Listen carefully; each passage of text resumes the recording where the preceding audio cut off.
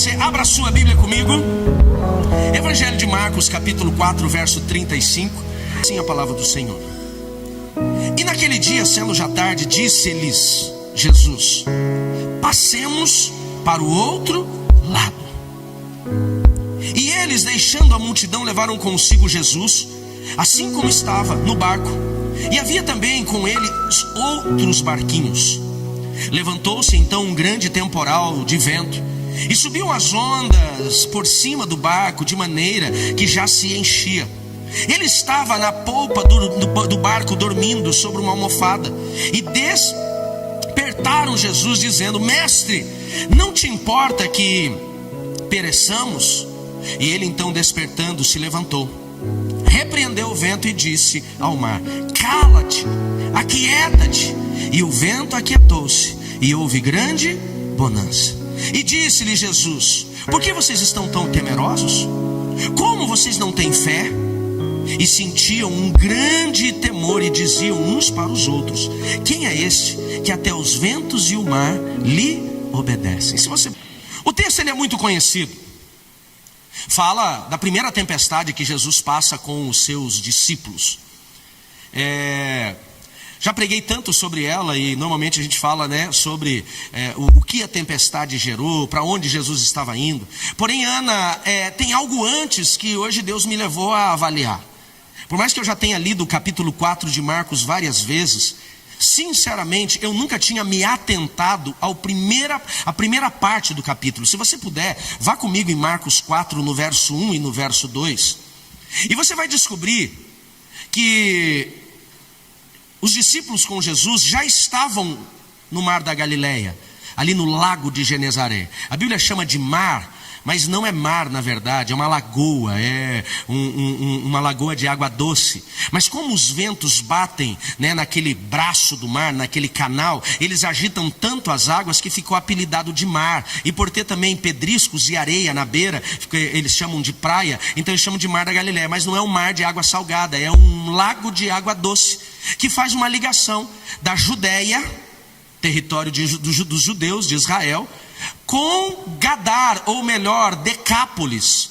Decápolis é um grupo de 10 cidades, que elas são prósperas, elas crescem, elas tomam muito mais vida e corpo depois que Alexandre o Grande se achega ali. Tanto que eles vão chamar aquela região ali, de cidades de Alexandre, inclusive. Mas quando você faz essa travessia de algumas horas, liga a região da Judéia à região de Decápolis, dessas 10 cidades, e a primeira delas é Gadar. É um território de gentios, um território de não judeus. Porém, os judeus faziam muito essa travessia para o comércio, muitos deles até para trabalharem, alguns deles para fugirem da lei que proibia no território judeu criar porcos, e eles, para ganharem mais, iam para Gadar para serem pastores de porcos, se podemos dizer assim, cuidadores de porcos em Gadar, por conta até do dinheiro. E Jesus então decide atravessar esse mar. Mas eu quero chamar a sua atenção no verso 1 e no verso 2, que diz assim, e outra vez Jesus começou a ensinar. Isso significa que ele ensinava muito. Por onde ele passava, a primeira base dele era o ensino, porque esse é o papel da igreja. Por que nós temos tantas escolas? Porque esse é o princípio de Cristo. Jesus ele não fazia campanhas de 7 semanas, ele fazia escolas, ele fazia ensinamentos, ele capacitava o povo, ele ensinava. A multidão se reunia e ficavam horas ouvindo Jesus, porque conhecereis a verdade vos libertará. Outra vez Jesus começou a ensinar, junto ao mar. Então pela manhã Jesus chega à beira do mar da Galileia, não sei se já com o objetivo de ir para Gadar ou não, mas ele chega ao mar da Galileia, e quando a multidão vê Talita, eles se aproximam. Aqui o ministério de Jesus já tinha caminhado pelo menos uns 9 meses, desde o momento em que ele foi batizado no Jordão e passou pelos 40 dias de jejum naquele deserto. 9 meses. Aqui ele já tinha curado os 10 leprosos, já tinha ressuscitado o filho da viúva de Naim. Aqui Jesus já tinha libertado muitos endemoniados, inclusive o filho daquele homem que diz: Jesus, esse demônio joga meu filho ora no fogo, ora na água. Ou seja, Jesus já tinha caminhado com os discípulos de pelo menos uns 9 meses.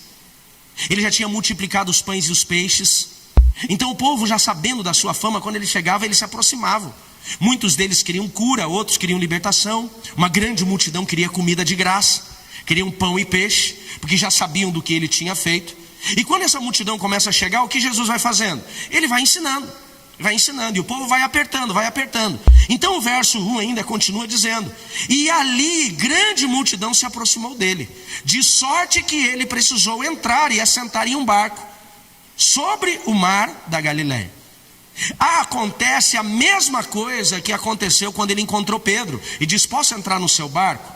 O barco vira para ele a plataforma, vira para ele, ele se afasta da multidão, e ali ele começa a ministrar aquele povo. E a Bíblia diz: e toda a multidão ficava em terra junto ao mar, e ele ao mar.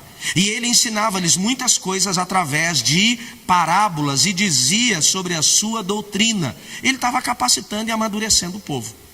Quanto tempo Jesus ficou ali? O dia todo. O dia todo ele ministrou. No final do dia, nós vamos para o verso 35, e diz assim então: naquele dia que ele começa lá na beira do mar da Galileia, sendo já tarde, ou seja, começava provavelmente a escurecer, Jesus dá uma direção aos seus discípulos. Talvez aqueles homens estavam esperando, Bruna, a direção de Jesus dizendo assim: vamos comer, vamos para casa, vamos dormir, vamos descansar. Mas a obra não tinha acabado. No final do dia, Jesus ainda diz para eles: peguem as coisas, entrem no barco e passemos. Quando ele fala passemos, está no singular ou no plural? Falou para os discípulos: vamos todos. Para onde? Para Gadar. Ele está dizendo assim: nós vamos dormir lá em Gadar. Tem algo que eu preciso fazer ali. Os discípulos não questionam, entram no barco com Jesus, e eles seguem a viagem durante a noite. Jesus está cansado. O texto mesmo diz que ele deita na polpa do barco. Jesus entra no barco e ele vai lá para o fundo do barco, deita numa almofada que ali tinha, e ele dorme, porque na sua condição física de homem, ele estava cansado. E os discípulos seguem viagem. O texto não diz que eles dormiram. Aqueles caras talvez estavam tão agitados, eles estavam tão empolgados com o que estava acontecendo, que provavelmente, Sérgio, eles começam a falar um pouco da viagem, do dia. Você viu o que aconteceu? E eu estou conjecturando, tá, gente? Não está na Bíblia, está no meu livro, Heresias, capítulo 7, verso 13, né? Conjectura só. E eu fico imaginando aqueles homens falando: rapaz, você viu aquela mulher que eu coloquei a mão? Meu irmão, ela gritou, e ela foi liberta.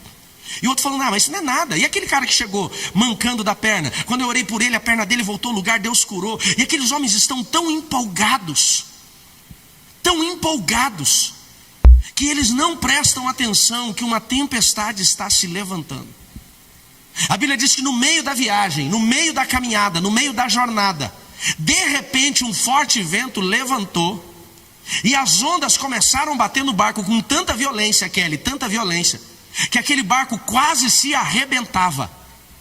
Esses homens, de novo, estou conjecturando, eles tentam resolver do jeito deles, porque eles só chamam Jesus quando o barco está quase para afundar, Rita. Então eu imagino que esses homens, eles talvez não quiseram incomodar Jesus. Lembrando que desses 12 discípulos, 4 deles pelo menos eram pescadores profissionais: Pedro, Tiago, João e André, irmão de Pedro. Eram pescadores profissionais. Eu parece que estou vendo Pedro dizer assim: não acorda ele não. Ele entende de milagre, de água entendo eu. Pedro era empolgado, era afoito. Só que eles não conseguem resolver. Por quê? Porque a tempestade era mais forte do que eles poderiam suportá-la. Qual é a primeira lição que eu aprendo com esse texto tão conhecido de todos nós? Primeiro, todos vamos passar por tempestades em nossa vida, mesmo que Jesus esteja no nosso barco. Pastor, eu vim para uma palavra boa, pastor. Eu vim para uma palavra de motivação. Estou te dando uma palavra de motivação. Uma coisa é certa na vida: você vai encontrar tempestade. Você pode dizer um amém nessa hora? É certo. Eu não posso dizer que não é. Jesus estava com eles, sim ou não? O barco representa a nossa vida. Se fôssemos fazer um paralelo, uma metáfora, significa que eles tinham Jesus na vida deles. Mesmo tendo Jesus, a tempestade chegou. Ou seja, a tempestade ela vai ser para crentes e para não crentes, para justos e para ímpios. Nós vamos enfrentar tempestade, Jesus estando no barco ou não. Nós vamos encontrá-la. A questão é, como vamos passar pela tempestade? Muitos de nós vamos encontrar, se já não encontramos, a tempestade financeira, a tempestade conjugal, familiar, a tempestade profissional, a tempestade espiritual, a saúde, as emoções. Nós encontramos hoje, Erickson, encontramos pessoas adoecidas da alma. Quase metade da população mundial diagnosticada com ansiedade e depressão. É a geração de ansiosos. Eu não estou falando de uma ansiedade natural, de esperar algo legal acontecer. Eu estou falando de crises de ansiedade, síndromes do pânico, depressão, doenças da alma. São tempestades internas. Vivemos um tempo onde mais se divorcia do que se casa. Tempestades conjugais. Vivemos em um tempo que, infelizmente, Paula, 63% da população brasileira está endividada com o nome em restrição, menos quem está aqui hoje, diga amém. Gostaria que fosse assim. Tempestade financeira. O SUS está extremamente sobrecarregado, saúde. Os pais não sabem mais o que fazer. Eu sou procurado por educadores, eu sou procurado por diretores de escola. Eu fui contratado agora para um treinamento em escola aqui da cidade. Me chamou, ela conseguiu levantar um valor e ela falou assim: eu preciso que você venha fazer um treinamento para os nossos pais. Nós temos 400 alunos, acho que na escola, não sei se é esse número exatamente. Ela falou: nós temos centenas de alunos onde os pais já não sabem mais o que fazer com seus filhos. Ela falou: por favor, ela não me contratou como pastor, não, ela me contratou como treinador, como palestrante. Ela falou: por favor, eu preciso que você venha falar sobre o impacto da violência dentro de casa junto com os filhos, porque os pais já não sabem mais o que fazer. Ela falou: se você puder, fala sobre imoralidade na vida infantil, porque também é um ponto que nós estamos pegando direto na escola.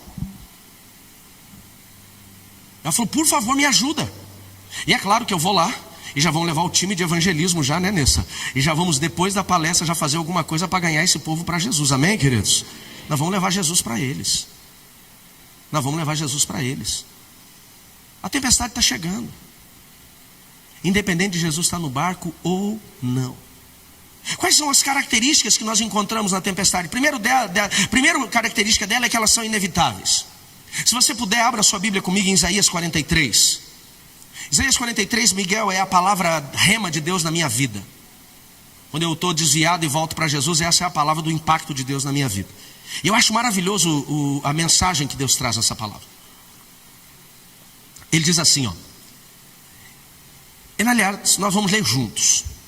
Só que eu gostaria que quando você lê ali o nome Jacó, você trocasse o nome Jacó pelo seu nome, pode ser? Eu vou contar até 3, eu preciso que você leia comigo em voz audível, com autoridade. Porque quando você declara isso daqui, você não vai dizer isso aqui só para as pessoas ouvirem. Isso aqui é para a tua alma ouvir, porque às vezes tua alma, ela é meio bandidona e ela não quer ouvir. Você vai dizer para ela: ouça a alma. Quem está aqui, diga amém. Então nós vamos ler, 1, 2, 3 e... Mas assim diz o Senhor, que te criou, ó março, e que te formou, ó março. Não tenha medo. Calma, nós já vamos chegar lá. O que ele diz? Não tenha. Essa é uma palavra para você hoje e para mim. Não importa o que você está enfrentando, Deus está dizendo assim: não temas. E por que não temas? Ele diz: porque eu te remi, eu te restaurei. Remi, eu te restaurei. Ele diz: eu te chamei pelo teu nome e você é... Próximo verso, lê junto comigo. Opa, lê comigo. Diz para sua alma, põe a mão no CP e diz assim: 1, 2, 3. Quando?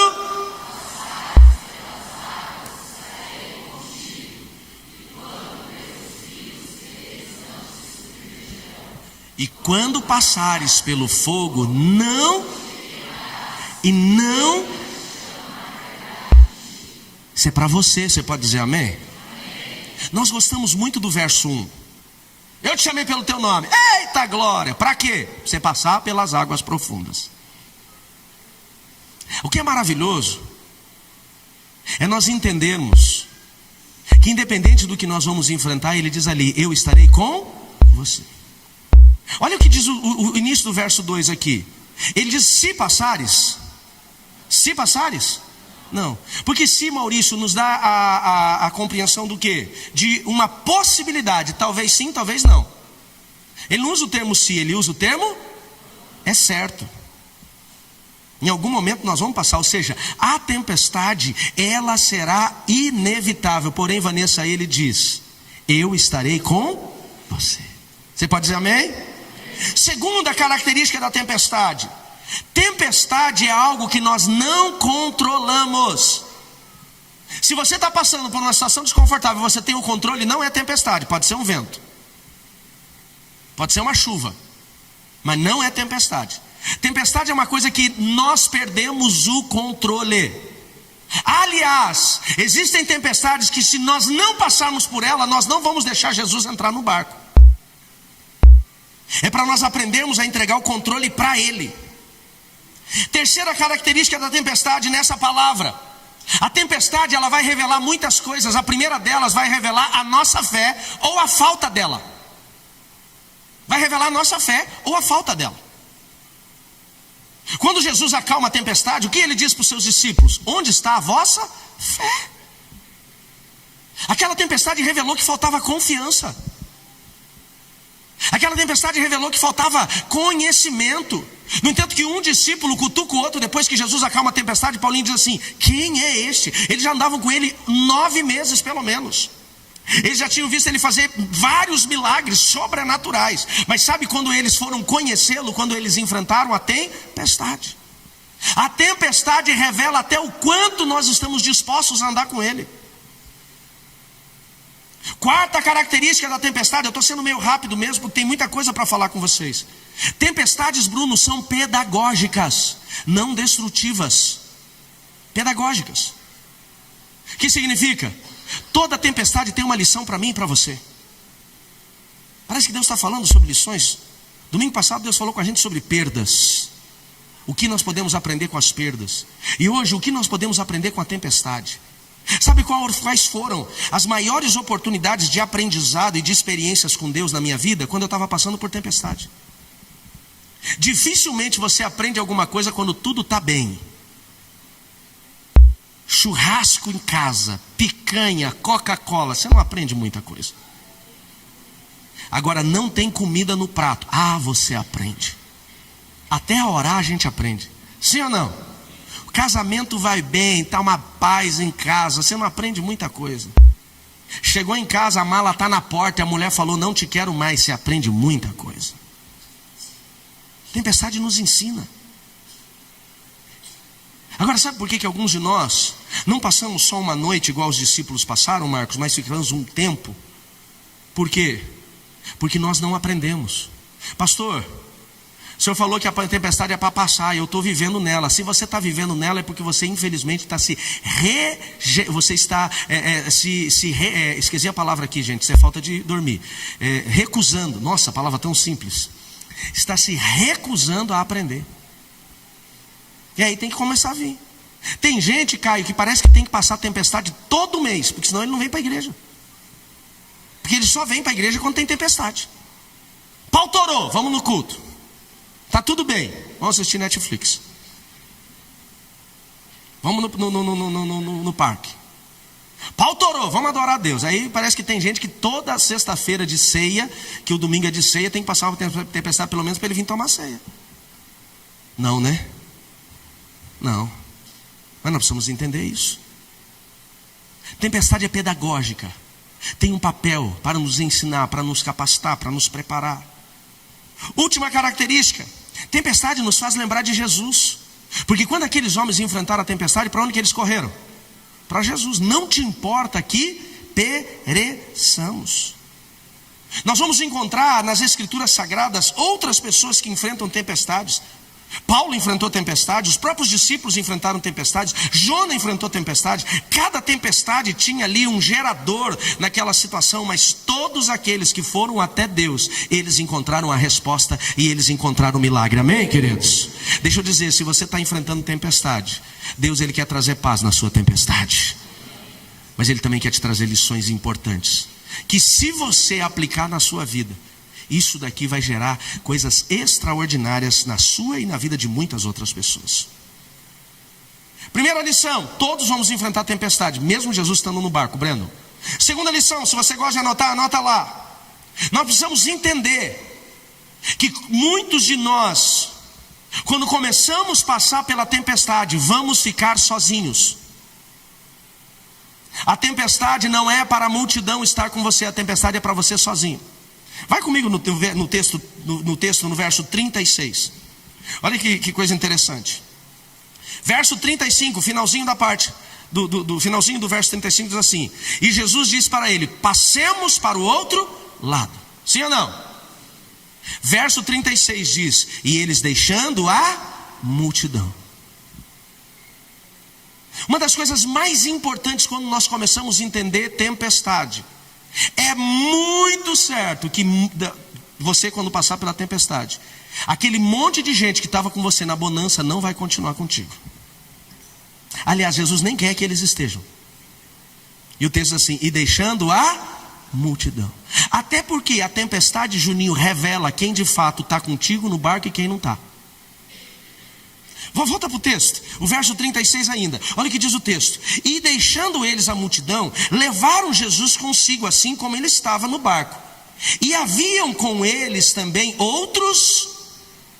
A multidão estava esperando o pão, esperando o peixe, esperando o milagre, esperando a libertação, Clebinho.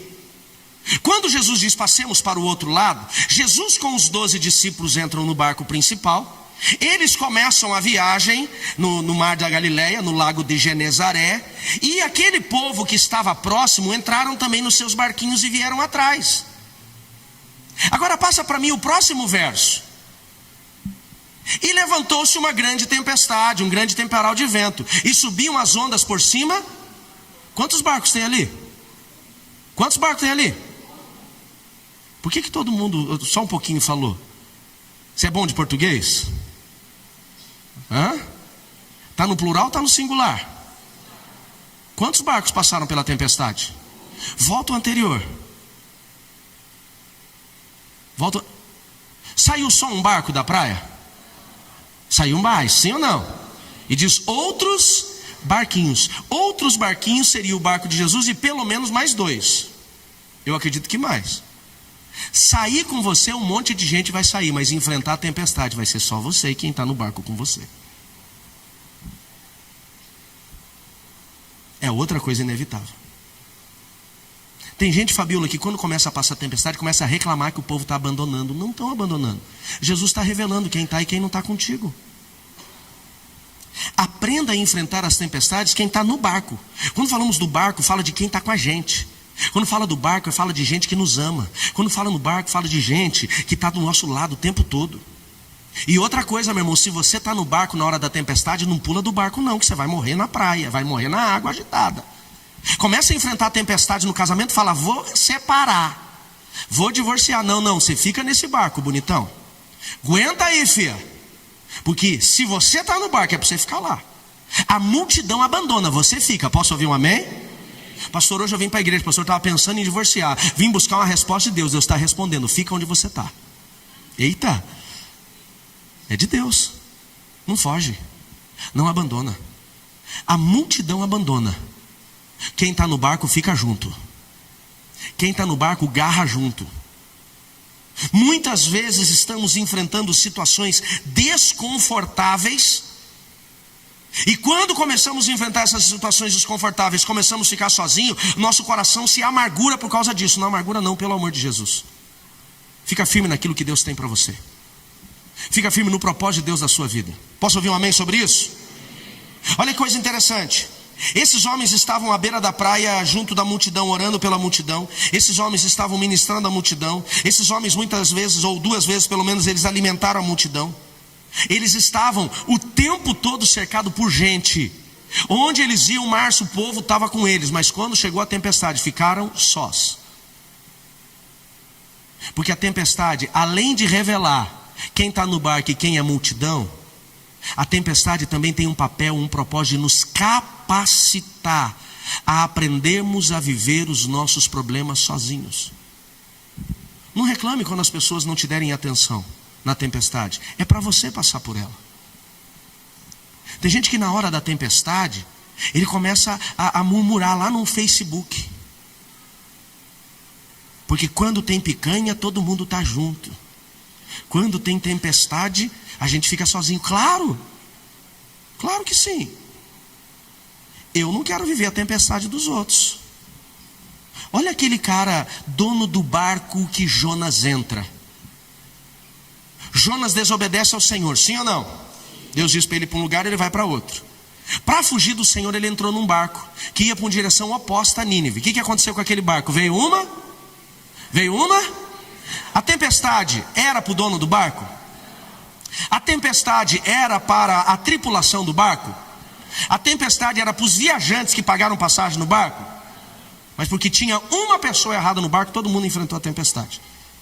Então eu também aprendo uma outra situação aqui. Tem tempestade que eu vou ter que passar sozinho.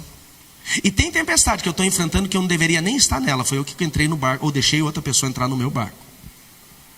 Cuidado quem você está colocando no seu barco. Tem problema que nós estamos chamando para nós que nem deveríamos estar passando. Porém, se a tempestade é no barco da tua família, garre com a tua família e vai com ela até o final. Fica junto. A multidão foi embora, amém. Deixa eles irem, mas fique naquilo que Deus tem para você, porque Ele vai trazer paz para você e para a sua casa, vai trazer paz para o seu barco. Posso ouvir um amém? Terceira lição que eu aprendo com a tempestade. Quando a tempestade chegou, o texto diz lá no verso 38, e ele estava na polpa, dormindo sobre uma almofada, e vendo a tempestade, os seus discípulos foram até ele e o despertaram. O que eles fizeram? Chamaram Jesus para a tempestade. Despertar Jesus é clamar, nos ajuda. Ele diz assim: não te importa que pereçamos. Isso significa que existem situações que nós estamos enfrentando tempestade que nós estamos querendo passar sozinho. Eu falei lá que talvez Pedro quis passar sozinho. Não, deixa que eu resolvo. Mas chegou uma hora que ele perdeu o controle. Então ele vai até Jesus e é exatamente isso que nós precisamos fazer. Se você está passando por uma tempestade no seu casamento, não queira resolver do seu jeito, vai até Jesus. Você está passando uma tempestade com os seus filhos, não queira resolver do seu jeito, vai até Jesus. Se você está passando uma tempestade na sua vida profissional, não queira passar sozinho, vai até Jesus. Fala: Jesus, age aqui, move aqui. Só que uma coisa precisa ficar claro para nós. A consciência que nós temos de chamar de Jesus, às vezes, é dizer assim: estou aqui, me salva. Mas trazer Jesus para a tempestade, para acalmar a tempestade, não é só você levantar a mão e dizer me salva. É muitas vezes você entender que para Ele mover na tempestade, você tem que estar fazendo a sua parte no processo. Pastor, o que é isso? Trazer Jesus para a tua tempestade é você entender que o que move Jesus, ou o que manifesta Jesus. Tem muita gente que quer trazer Jesus, mas ele não tem vida de louvor. A Bíblia diz que o Senhor habita em meio aos... Pastor, minha casa está um inferno, literalmente, pastor. Inferno é um lugar de choro, de ranger de dente, de condenação. Você quer mudar esse lugar? Sair do inferno e entrar num lugar de graça, sim ou não? Comece a reunir sua família e comece a louvar a Deus junto com a sua família, que a Bíblia diz que o Senhor habita no meio dos... Pastor, meu marido parece que 3 vezes por semana ele endemonia em casa, pastor. Pensa num homem ruim, um homem bravo. A minha mulher, pastor, parece que ela trava tudo, pastor, fica com a cara amarrada. Tá difícil, tá passando por uma tempestade, eles estão amargurados. Põe uma canção. Teu nome é cura, é poderoso. Teu nome é vida, destrói cadeias, dissipa as trevas, vence. Pastor, na minha casa toca música todo dia. Eu não estou falando sobre tocar, eu estou falando sobre louvar. Tem uma diferença entre tocar e louvar, sim ou não? Você quer que a opressão maligna vá embora? Comece a louvar. Comece a louvar. Chama teus filhos para louvarem. Vamos cantar o Senhor, vamos louvar o Senhor. Pastor, eu estou passando por uma tempestade na minha vida financeira. Está passando por uma tempestade na vida financeira? Traz Jesus para a sua vida financeira. Pastor, como que eu trago Jesus para a minha vida financeira? Sendo fiel a Ele. Eu não quero que você pense que eu quero o seu dinheiro, porque eu não quero. Mas nós precisamos entender, a única forma que a Bíblia diz que Ele vai mover na vida financeira, Davi, é através da nossa fidelidade. Deus estabelece lá no livro de Êxodo para o povo de Israel. E Jesus não vem abolir isso não. Ele estabelece dizendo assim, ó: quando nascer sua primeira cria de vaca, sua primeira cria de ovelha, Ele diz: a primeira entrega para mim, e o restante você vai ter abençoado. Você consagra o primeiro para mim e eu guardo o restante. Quem está aqui, diga amém. Ele diz: a primeira colheita você separa. Você acha que Deus ia comer cereal? Você consegue imaginar Deus comendo cereal? Kellogg's. Mas você sabia que Deus falava: a primeira colheita do cereal é minha, põe no altar, queima para mim, o restante fica para vocês. Por quê? Porque quando eles traziam o primeiro, eles consagravam a Ele. Aí o que eles consagraram para Ele o primeiro, tudo que viesse na continuidade agora estava guardado, estava protegido. E Deus faz o que com aquilo que eles consagraram? Deus não fica com aquilo. Deus, entendendo o coração da consagração, Ele multiplica aquilo e devolve. Pastor, estou passando pela vida financeira. Quer trazer Jesus para a sua vida financeira? Seja fiel a Ele. Não é simplesmente Jesus, acorda e vem. Trazer Jesus para a nossa vida é quando nós de fato entendemos como Ele se move. Pastor, estou passando por crise conjugal. Traz Jesus para o seu casamento. Como? Estabelecendo o princípio. Como que nós vamos ter a manifestação de Jesus no nosso casamento? Primeiro, quando nós entendemos o princípio da emancipação, o princípio da unidade e o princípio da transparência. A partir do momento que você não tem transparência no seu casamento, ele não pode mover. A Bíblia diz assim para Adão e Eva: e ambos estavam nus e não tinham do que se envergonhar. E Deus vinha ter com eles todos os dias. Como? Nus. Nudez fala de transparência. Quando nós começamos a esconder, nós começamos a afastar Deus. O que você está escondendo? Não adianta você dizer: Jesus, vem para o meu casamento, move no meu relacionamento matrimonial, se tem muita coisa escondida, muita coisa ali que não foi tratada. Efésios 5,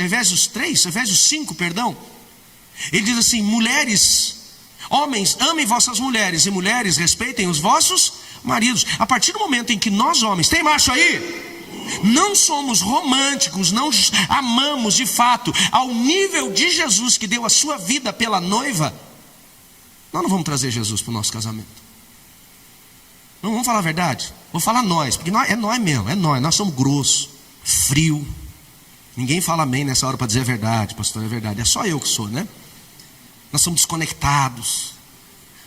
Nós estamos ruim de comunicação. E a gente reclama da tempestade. Por que Jesus ele não vem acalmar a tempestade? Porque a gente não estabeleceu o que deve ser estabelecido. E a tempestade vai continuar vindo. Por quê? Porque a porta está escancarada para o inimigo chegar. A tempestade vai continuar batendo até você fechar essa porta e falar: não, eu vou arrumar esse negócio. Eu vou estabelecer este princípio. Quem está entendendo, diga amém. Pastor, é que tem umas coisas para resolver, então arruma. Pastor, eu preciso de Jesus acalmar a tempestade com os meus filhos. Então estabelece o princípio de relacionamento com os seus filhos. A Bíblia diz: e Ele reconciliará o coração dos pais aos filhos, dos filhos dos pais, para que não venha e fira a terra com maldição.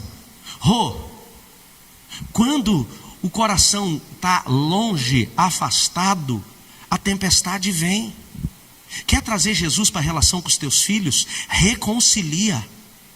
Pai e mãe, vocês são mais maduros do que eles. Peça perdão, mesmo que você acredite que não tem que pedir perdão. A Bíblia diz assim: não provoquem a ira dos vossos filhos.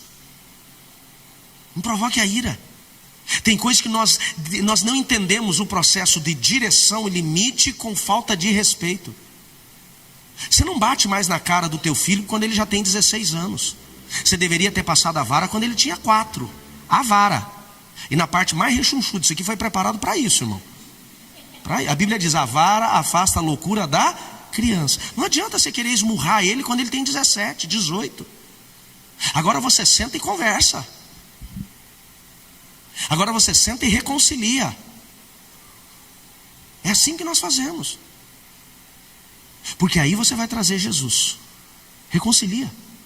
Você já sentou com o seu filho alguma vez e perguntou para ele assim, ou para sua filha: tem algum trauma que eu gerei em você? Se não fez, faça. Faça isso. Você vai descobrir umas coisas que talvez você não sabia que tinha feito. Tem filhos aqui que tiveram traumas, não é que o pai bateu, é porque o pai nunca estava em casa. Não é porque a mãe espancou, é porque ela estava trabalhando para trazer comida e isso gerou trauma. Reconcilia. Faz um tempo de cura na sua casa. Estabelece um tempo de transformação. Você não tem ideia o quanto isso vai ser extraordinário para trazer Jesus para a sua casa. Quem está entendendo, diga amém. Amém, queridos.